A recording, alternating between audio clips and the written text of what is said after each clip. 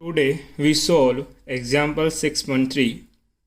A battery of 10 volt and negligible internal resistance is connected between the diagonally opposite ends of a cubic network.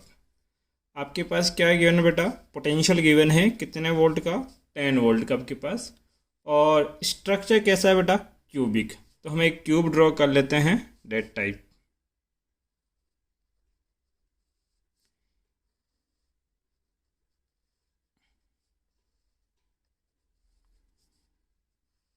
ये हम लोग cube draw कर रहे हैं।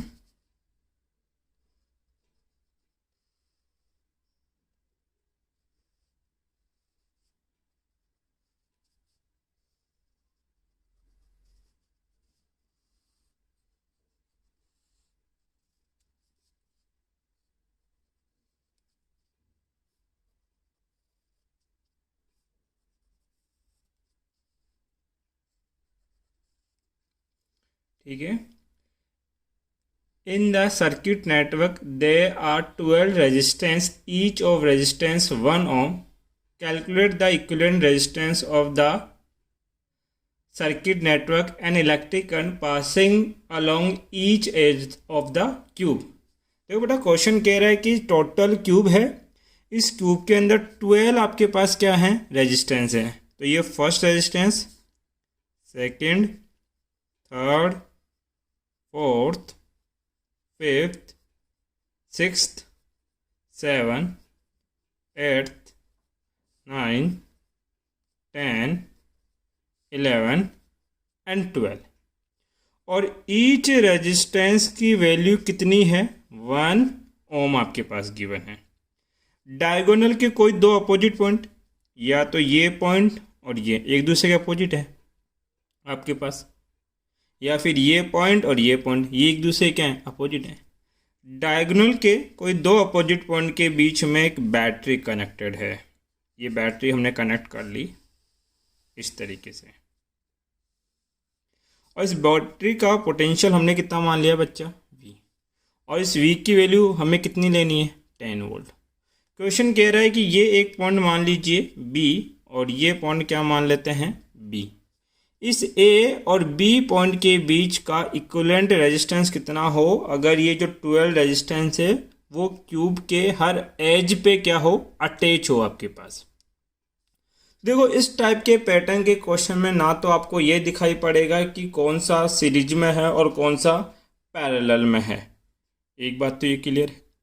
तो जब भी इस टाइप का क्वेश्चन है तो उसके अंदर एक करंट अज्यूम कर लेना, क्योंकि वो जो करंट आप अज्यूम करने वाले हो उसको इस पूरे नेटवर्क में डिवाइड करना है। देखो, सर्किट का छोटा सा अजप्शन देता हूँ। कोई भी करंट यहाँ से जाएगा, क्लियर है? उस करंट को जब इस पॉइंट पे पहुँचेंगे तो कितने हिस्सों में डिवाइड होना पड़ेगा? 3 पार्ट में डिवाइड होना पड़ेगा। ध्यान दीजिए, एक कंसेप्ट है। ये एक रेजिस्टेंस है, ये एक सेकंड रेजिस्टेंस है, और ये मान लीजिए आपका थर्ड रेजिस्टेंस है। अगर तीनों रेजिस्टेंस की वैल्यू सेम है, कंडीशन क्या है? रेजिस्टेंस की वैल्यू क्या हो? सेम। और अगर आप यहाँ से मान लीजिए 12 एम्पियर की करंट पास कर रहे हो, तो ये 12 एम्पियर इन तीनों रेजिस्टेंस के अंदर इक्वली डिवाइड होगा। डेट इज, इसमें कितना आ जाएगा? 4 एम्पियर, इसमें कितना? 4 एम्पियर, और इसमें भी कितना? 4 एम्पियर। डेट मीन अगर रेजिस्टेंस की वैल्यू सेम है और करंट को डिवाइड होना पड़ेगा तो वो इक्वली क्या हो जाएगा? डिवाइड। तो कोई भी करंट आप यहाँ अज्यूम करोगे उसको आगे जाके कितने पार्ट में डिवाइड होना पड़ेगा? 3। इसका मतलब यहाँ जो करंट अज्यूम करो वो एटलीस्ट 3 का प्रोडक्ट हो। कितने का? 3 का। फिर उसके बाद जो भी करंट यहाँ जाएगा उसको फिर से कितने पार्ट में डिवाइड होना पड़ेगा? 2। इसका मतलब जो अज्यूम करोगे वो 2 का प्रोडक्ट भी होना चाहिए, ताकि डिवीजन इक्वली हो जाए आपके पास। और उसके बाद फिर यहाँ जो है वहाँ से तो करंट मीट करेगी। इसका मतलब करंट 2 ही जगह डिवाइड होगा, एक बार 3 पार्ट में और एक बार 2 पार्ट में। तो इनका मल्टीपल कितना आएगा? 6। तो आप ऐसा करो, टोटल करंट कितनी अज्यूम कर लो? 6 आई। देखिए, इस टाइप के क्वेश्चन में आप सीरीज और पैरेलल कॉम्बिनेशन लगा के इक्विवेलेंट रेजिस्टेंस कैलकुलेट नहीं कर सकते। तो हम क्या करेंगे? केवीएल की हेल्प से किरचॉफ वोल्टेज लॉ की हेल्प से क्या निकालेंगे बेटा आपके पास, इक्विवेलेंट रेजिस्टेंस। एक चीज़ मुझे आप समझाइए, कंसेप्ट बता रहा हूँ। मान लीजिए ये एक रेजिस्टेंस है, इसकी वैल्यू कितनी है वो मुझे नहीं पता। मैंने बोला कि इस रेजिस्टेंस के अंदर आपके पास 2 एम्पियर करंट पास करती है। कितनी करंट, 2 एम्पियर। और इस रेजिस्टेंस के 2 पॉइंट के बीच का वोल्टेज कितना है, 4 वोल्ट आपके पास गिवन है। तो बताओ इस रेजिस्टेंस की वैल्यू कितनी होगी। सर R इक्वल टू होता है V/I। वोल्टेज है 4, करंट कितनी है 2, कट जाएगा, कितना आएगा 2 ओम। तो हम लोग क्या कर रहे हैं, जरूरी नहीं है कि इक्विवेलेंट रेजिस्टेंस आप केवल सीरीज पैरेलल कॉम्बिनेशन से निकालो। अगर 2 पॉइंट के बीच में कितनी करंट गई, तो वो करंट कितनी मान ली मैंने, 6I। तो रेजिस्टेंस होता क्या है, R इक्विवेलेंट होता है कितना करंट अपॉन कितना वोल्टेज, या sorry total voltage upon total current. तो देखो हमसे क्या पूछा है कि इस A और B पॉइंट के बीच का इक्विवेलेंट रेजिस्टेंस आपको कैलकुलेट करना है। तो मुझे बताइए A और B के बीच में आपने कितना वोल्टेज अप्लाई कर रखा है, V वोल्ट। तो R इक्विवेलेंट क्या आ जाएगा, अप्लाइड वोल्टेज अपॉन कितनी करंट एंटर करोगे, 6I। भाई ये 6I करंट A से एंटर करेगी और B से कितनी करंट बाहर आएगी, 6I। मतलब इस पूरे सर्किट में कितनी करंट फ्लो करी है, 6I। तो R इक्विवेलेंट कितना होता है, applied voltage divide by flowing current. ये किसका फॉर्मूला निकल जाएगा, R इक्विवेलेंट। तो ये R इक्विवेलेंट हमारा निकालने का तरीका होगा। कंसेप्ट ये है। अब देखो ये 6I करंट आपने पास करी, मुझे नहीं पता इसकी वैल्यू कितनी है, वो बाद में पता करेंगे। ये कितनी है, 6I। ये 6I करंट आगे जाके कितने पार्ट में डिवाइड होगा, 3 इक्वल पार्ट के अंदर। तो 6I का थर्ड पार्ट कितना होता है, 2I। यहाँ करंट कितना जाएगा, 2I। और यहाँ भी करंट कितना जाएगा, 2I। फिर ये जो 2I करंट है वो 2 इक्वल पार्ट में डिवाइड होना चाहता है, क्योंकि 2 इक्वल रेजिस्टेंस है। तो 2I का हाफ इसमें जाएगा, डेट इज I, और 2I का हाफ इसमें। सिमिलरली ये 2I भी 2 इक्वल पार्ट में डिवाइड होना चाहता है। तो यहाँ जो करंट जाएगा वो कितनी होगी, I, और इसमें जो करंट जाएगा वो भी कितनी होगी, I। फिर ये जो वाला जो 2I है ये भी 2 इक्वल पार्ट में डिवाइड होगा, और ये I, तो ये भी कितना बच्चा। अब इस पॉइंट पे देखो, यहाँ से I करंट आ रहा है और यहाँ से I करंट, दोनों मिलके इसमें पास करेंगे तो इसमें से कितनी करंट जाएगी, 2I। I और I दोनों मिलेंगे कितना, 2I। I और I दोनों मिलेंगे फिर से कितना, 2I। अब 2I, 2I और 2I ये तीनों करंट मिलेंगे और टोटल कितनी बना देंगे आपके पास, 6। ध्यान दो, 6I करंट एंटर किया और 6I करंट क्या कर रही है, एग्जिट। अब आपको KVL की हेल्प से R इक्विवेलेंट कैलकुलेट करना है। तो ऐसा करो, यहाँ एक क्लोज लूप अज्यूम कर लो। तो वो क्लोज लूप में अज्यूम कर लेता हूँ, ये रहा मेरा, देखिए ये इस तरीके से।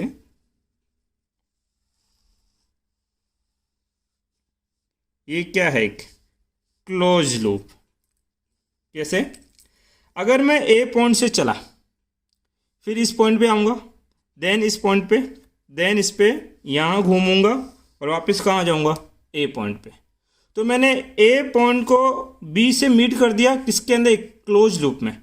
और क्लोज लूप में आप किसकी इक्वेशन लिख सकते हो बच्चा, KVL की। किस तरीके से इक्वेशन लिखी जाती है, KVL की इक्वेशन लिखने के लिए सबसे पहले उस लूप में जितने भी एलिमेंट आ रहे हैं उन सभी एलिमेंट के ऊपर करंट का साइन शो करते हैं। करंट का साइन कैसे, अगर बैटरी है तो बैटरी का जो बड़ा टर्मिनल है उसको बोलते हैं पॉजिटिव और छोटे टर्मिनल क्या बोलते हैं, नेगेटिव।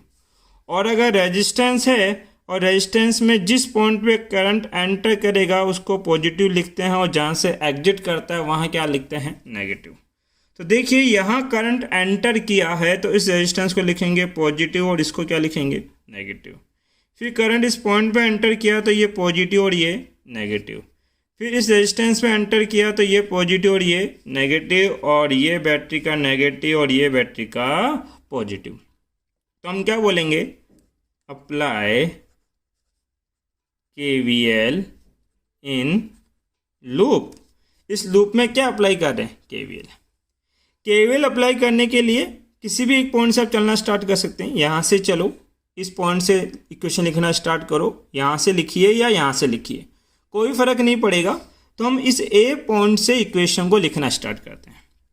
हमें वोल्टेज सम करना है। केवीएल कहता है कि total sum of voltage in any close loop is 0।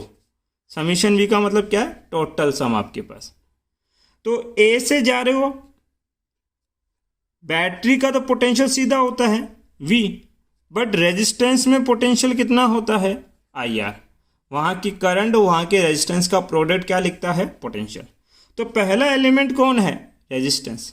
Resistance के अंदर पोटेंशियल क्या होगा, current multiply by resistance. Current कितनी है यहाँ, 2I। रेजिस्टेंस कितना है, R। तो लिखेंगे 2I multiply by R। Sign हमेशा वो लो जहाँ से एग्जिट करते हो। प्लस से कहाँ जाओगे, माइनस। तो साइन क्या लोगे इसका बेटा, माइनस। फिर देखो यहाँ से अगला पॉइंट भी कौन है, रेजिस्टेंस है। रेजिस्टेंस में वोल्टेज से लिखते हैं current multiply by resistance, that is IR। और साइन कौन सा लेते हैं, जो नेगेटिव है। पॉजिटिव से कहाँ गया, नेगेटिव, माइनस के IR। देन अगेन यहाँ से यहाँ जाओगे आपके पास, तो एलिमेंट कौन आएगा, रेजिस्टेंस। तो वोल्टेज कितना होगा, current multiply by resistance. Current कितना है, 2I। रेजिस्टेंस कितना है, R। और साइन क्या लेते हैं, जहाँ से एग्जिट करते हैं। प्लस से कहाँ जाओगे, माइनस। लास्ट क्या है, माइनस। फिर बी के बाद यहाँ तक कोई एलिमेंट नहीं है। फिर कौन आती है, बैटरी। बैटरी का लास्ट साइन क्या है, पॉजिटिव। प्लस क्या, V वोल्ट इक्वल टू 0।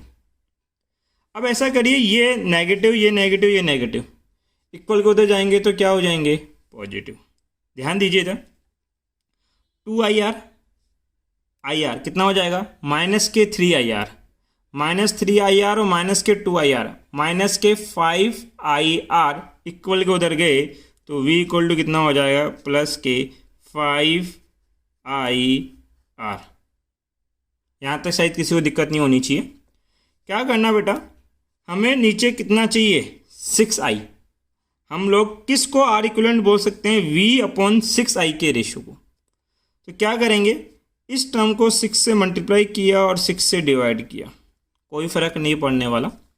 यहाँ कितना है, I मल्टीप्लाई बाई 6।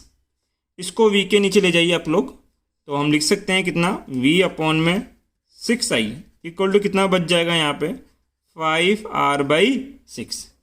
और V/6I किसके बराबर है, इक्विवेलेंट है रेजिस्टेंस के। तो आपके पास क्या कैलकुलेट हो गया, इक्विवेलेंट रेजिस्टेंस। तो R इक्विवेलेंट कितना आया आपका, सर R इक्विवेलेंट है आपके पास 5R/6। और ध्यान दे, क्वेश्चन कह रहा है कि एक रेजिस्टेंस की वैल्यू कितनी है, 1। R की वैल्यू कितनी रखोगे, 1 ओम।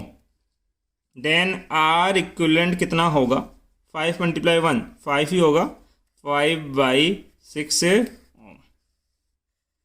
ये तो आ गया R इक्विवेलेंट। उसके बाद उन्होंने क्या बोला कि इसके ईच एज में कितना करंट फ्लो करेगा, उसकी वैल्यू। तो ध्यान दीजिए, इस I की वैल्यू कैलकुलेट कर लो और I की वैल्यू यहाँ रख दोगे तो सबका करंट कैलकुलेट हो जाएगा।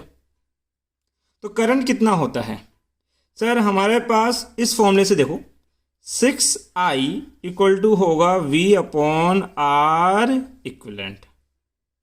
6I इक्वल टू V की वैल्यू कितनी है, 10 वोल्ट अपॉन, इस सर्किट में R की वैल्यू हमने 1 ओम रखी थी, तो R इक्विवेलेंट कितना आया, 5/6।